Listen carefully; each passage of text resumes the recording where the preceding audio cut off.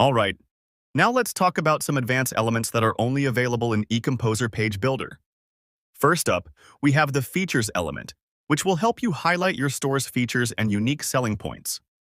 There are dozens of presets to choose from, and you can even customize it using the advanced settings.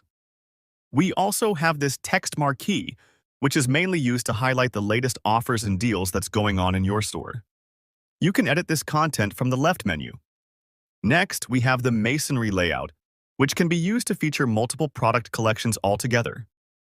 Next, we also have the image comparison element here, which can be really helpful if you are selling fashion, beauty, and skincare products. Next, we also have this advanced heading element, which can be used in hero sections and about us sections. One of the most rare elements on this list is the timeline element.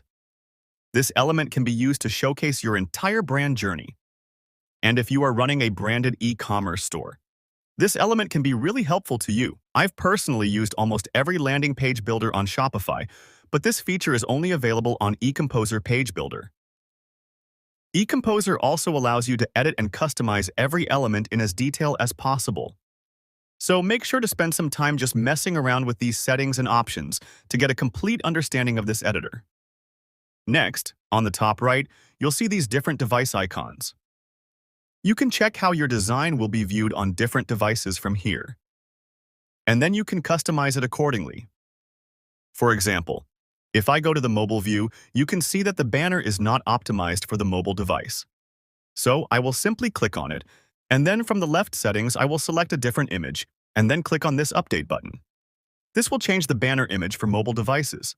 And don't worry, if you preview it on tablet or desktop mode, you'll still be able to see the previous banner. That's the beauty of this editor. All right, now I am going to use some pre-made sections to design my store even further. So I will go to the templates library on the left side. Here I will go to sections. Here we have hundreds of templates that we can use on our store design. Let's say that I want to insert this testimonial tab on my page, so I will simply click on this insert button and confirm. And the review box is successfully imported on our page. Next, I will again go to the templates library for some more sections. I will choose this product grid this time and insert it on my page. And you can see that this section has already taken our own products that we added recently to our store. Now, I will change this heading text. Next, I want to reposition this product grid. So, I will go to the navigator on the left, and then I will select the product grid B and drop it in between these two sections. Okay, our store homepage design is almost complete now.